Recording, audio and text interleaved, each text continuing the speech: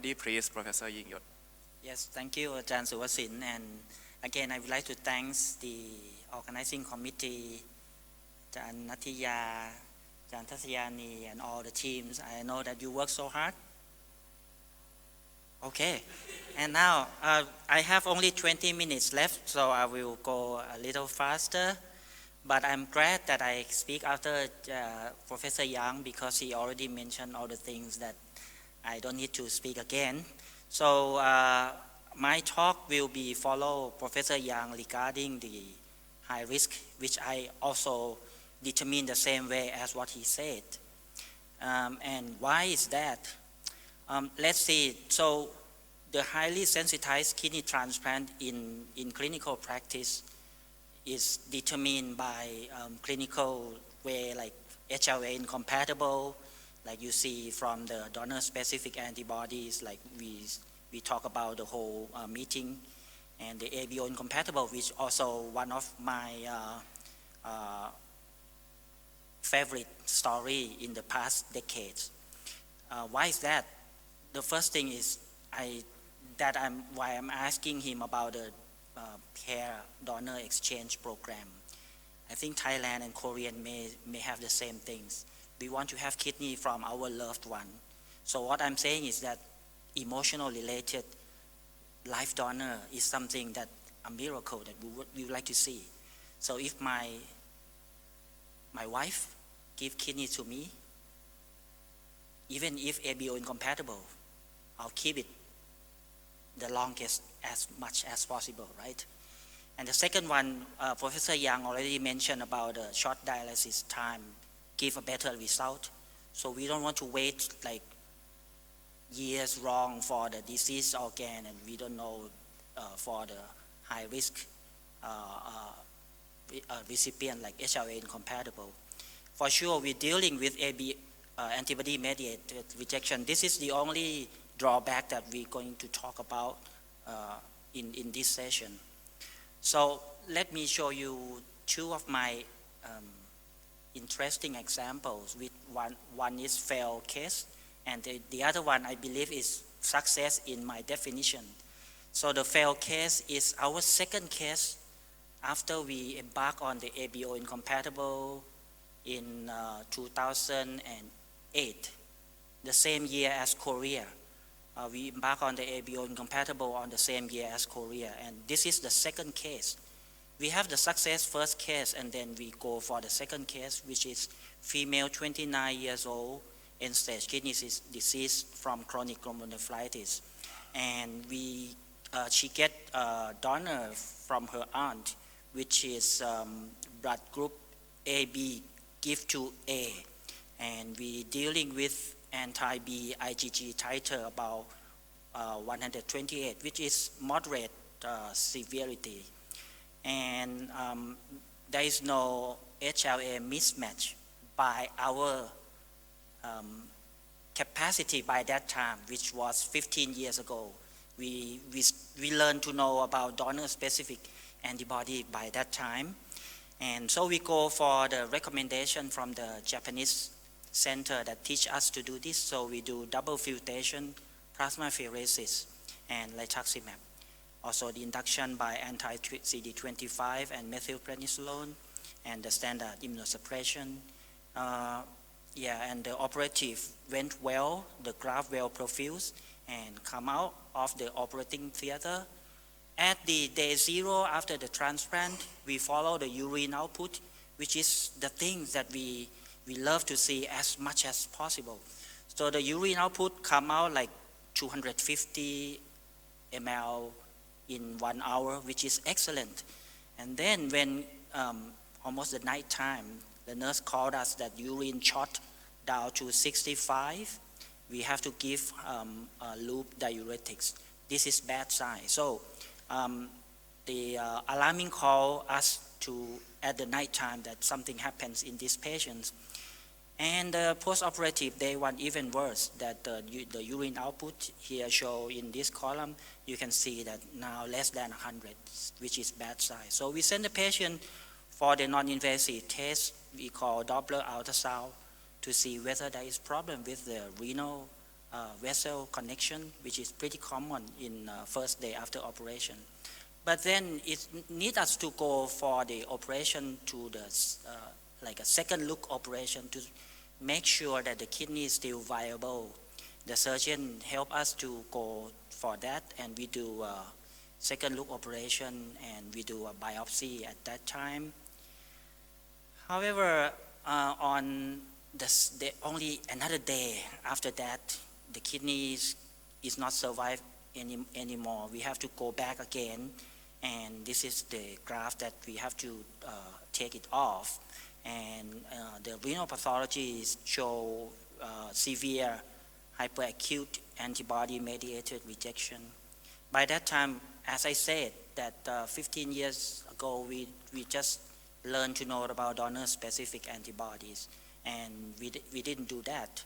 And this number came back after we sent the samples, the blood and the solution out of the graft to the Japanese center that helped us to set up this, and it's turned back that the anti-HLA DR7 is happens in this case, which I believe because of the sensitivity of the test in our center by that time is not good enough. So we learn about this case that we have primary allograft failure from hyperacute rejection, and we lost the graft. Now the second case. After about 5 years after that, we have done about 20 cases also of ABO incompatible, and we are pretty confident that the ABO incompatible can be done in our center by simple technology that you have heard about in the former speaker. Now it's even tougher because this is the retransplant. She is 75 years old, end-stage kidney disease from diabetic nephropathies. She lost her first graft from her brother, which is pretty good. She get the graft survive for 18 years before she lost the graft from the recurrence disease and CMV esophagitis, also the complication of the immunosuppression. Then we asked her whether she wanted to do the second transplant. She came in with her daughter. So we test for the HLA mismatch is single one haplotype mismatch, and PRA is about 23%, and the cross match was negative. However, we deal with the ABO incompatible again. Her daughter is blood group B, and the recipient is blood group O. And also by that time, we are now setting our own DSA test, and we see that we have around over 2,000 MFI of HLA class 2 shown in these slides. So we decide to go for that, although we don't know what will be the problem after that, because it's not only ABO incompatible, it's also HLA incompatible. This is the cost of the treatment after the operation. On the left-hand side, you will see the red color is the level of anti-blood group B IgG, which going down after 4 sessions of plasmapheresis, and the time of operation is going down to like less than 32. So we go for the operation, and then it's rebound back a little bit to 64, and then going down again after a single session of plasmapheresis post-operation, and then it's keeping around 32 to the rest of the admission. This case, we perform surveillance biopsy at day 7. We also see a subclinical antibody-mediated rejection by that time, but it's until the slide come back another days, many days, so we do another session of plasmapheresis. Yep.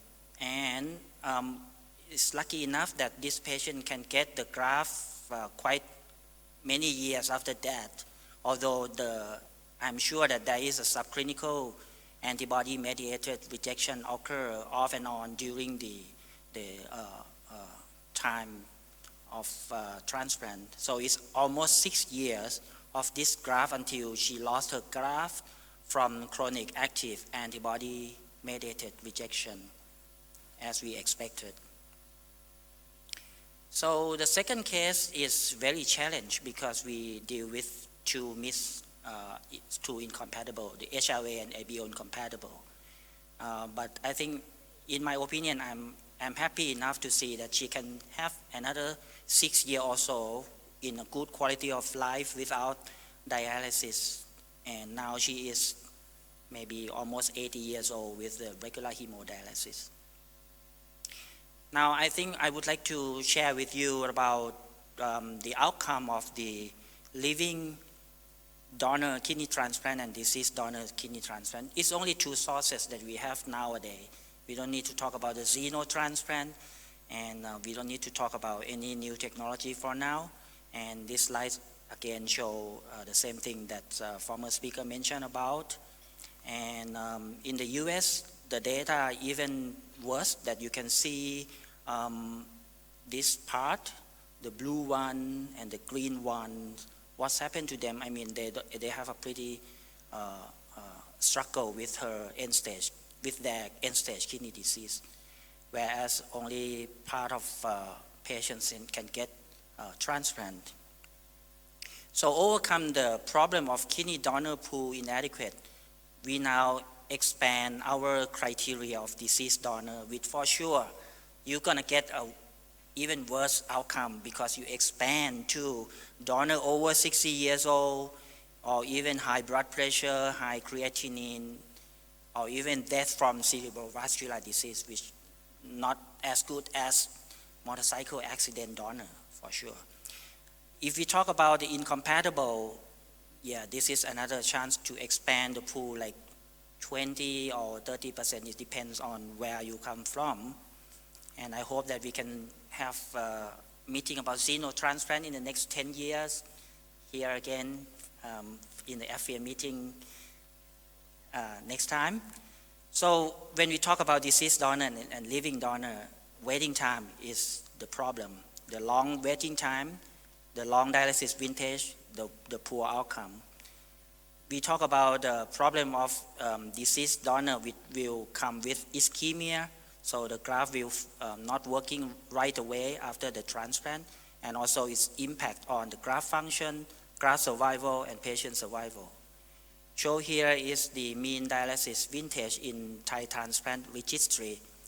It's common sense that the living donor waiting time is about half of waiting time compared to the people who wait on the deceased donor.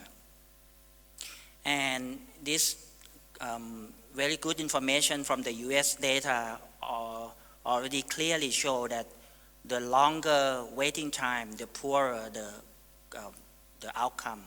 In this paper, nicely show that if you wait longer than 6 months for the deceased donor, you're gonna have result poorer than going to the living donor, if available. So this again emphasized, Professor Yang said that if we have no choice, sure, we go for the deceased donor and go on the waiting list, waiting, and you know that the result will not as good as you have live donor, even incompatible live donor. HLA incompatible, ABO incompatible is even better than waiting longer than 6 months in the waiting list.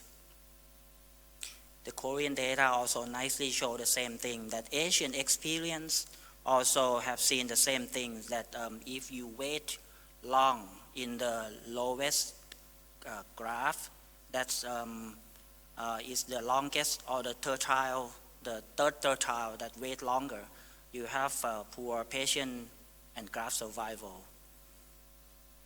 Yeah, compared to the deceased, the living donor, and this is the hazard ratio. Come back to the Thai data again.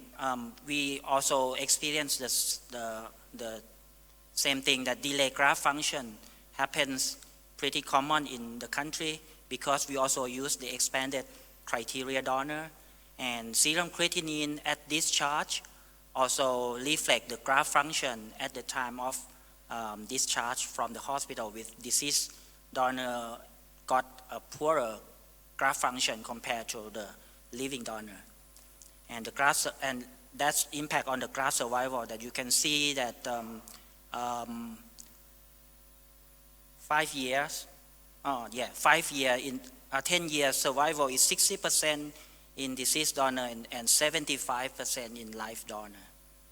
So the long-term graft survival is better in living donor transplant in Thailand.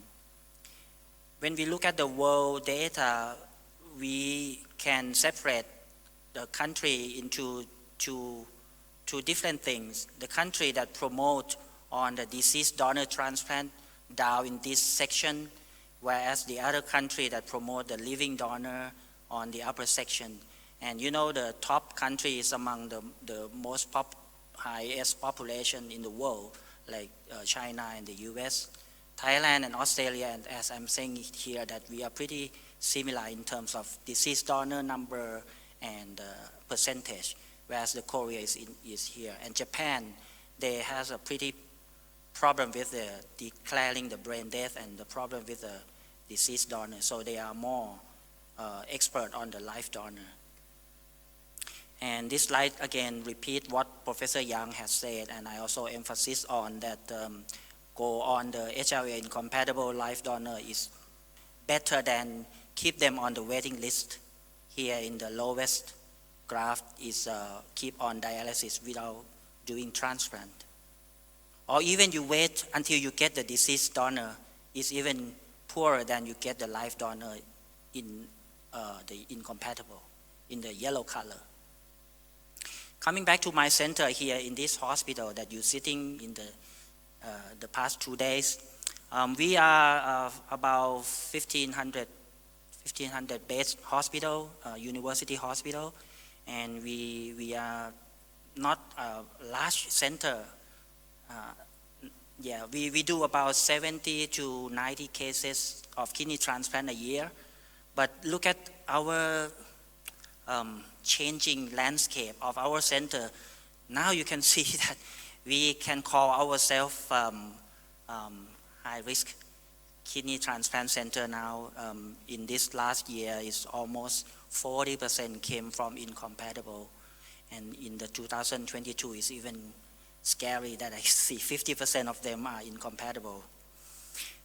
So we have our minimal series of information that can repeat the world experience and all the published data in the world literature, that we look back in our center, compare ABO incompatible, HIV incompatible with the deceased donor in our centers in terms of patient survival, graft survival, and also infection, that I believe many people interested on the virus, CMV, cytomegalovirus, and BK, and also the rejection rate. It can be summarized here that in this column, like control the deceased donor here, the age group is pretty equal, whereas sex is different, which is common sense that the ABO incompatible is more in male recipient from female give to male, perhaps. I don't know where is the donor from, but male is the most received of the ABO incompatible. And also pretty common sense that the male has less HIV incompatible, whereas female has more. Maybe people can explain later on. And also the HIV incompatible in our definition is solid phase antibody donors, specific antibody positive. And we come up with pretty confidence that 5-year survival are similar in all those 3 different kind of comparison. And maybe it can be expand to 10 years if we follow up longer. We do a comparison, what is the risk factor of the infection? And the only risk factor that came out from the multivariate variant analysis is rituximab induction increase the risk of BK virus in our series. We don't use thymoglobulin or ATG, so that's why we don't see much CMV infection in our series. And also the PRA is also determination of the risk of antibody-mediated rejection in our series. So I've seen many questions go to Professor Yang about the management. I'll show you some of our protocol here, which is quite similar to the Korean protocol. So we prepare the patient 2 weeks before the transplant with rituximab, and we give immunosuppression 2 weeks before the organ transplant. We do the double filtration plasmapheresis. Depends on the level of pre-transplant anti-AB titer. And on the day of transplant, basiliximab, IV methylprednisolone, and the prednisolone, and follow on. This is the technology that we adopt from the Japan. They call double filtration plasmapheresis. I have no time anymore, but I show you that this is the technologies that can overcome the problem of removal all the thing in the plasma by put the good thing back to the patient. Remove only our target, that is IgM and IgG, which not come back because of the second filter block them, not to going back to the patient, which came from this complicated cascade. But I'll show you in brief that the patient is like on the dialysis machine, filter the plasma out, and then go to the second filter, discard the antibody of the AB blood group, and give back to the patient good thing like albumin and all the coagulation factors back to the patient. It spends like 4 hours, 2 to 4 hours per session. So I believe that we are pretty good on dealing with AB incompatible, like Professor Yang has said, and I think our long way of 2 decades after these 2 professors now is retired.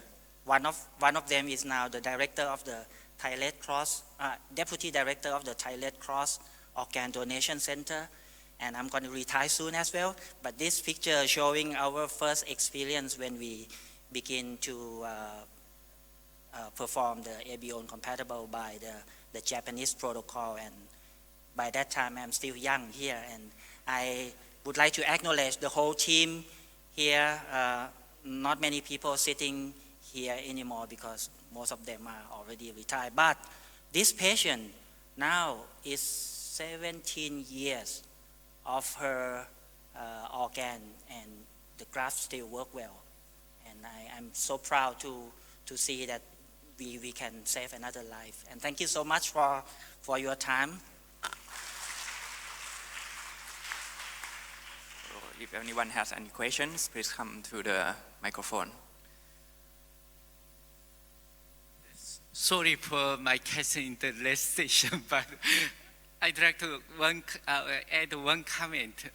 Most Korean and Japanese centers use rituximab as a lower dose, about 200 milligram in most cases, but in very high titer with higher than 500, we use the same dose, 375 milligram per square meter, but in most cases, we use just 200 milligram because we can reduce the infection risk. Thank you, and I think we should go for that as well, to the optimal dose of the rituximab. Even some of the patients now who has like pretty low titer. I missed one of the talk by our former president of ASCID mentioned about the A2 donor as well. So I think we even skip the plasmapheresis and also go with lower immunosuppression. Okay. So if there are no more questions, please give a hand for Professor Yingyos. Thank you very much. And with that, I would like to conclude this session. Thank you.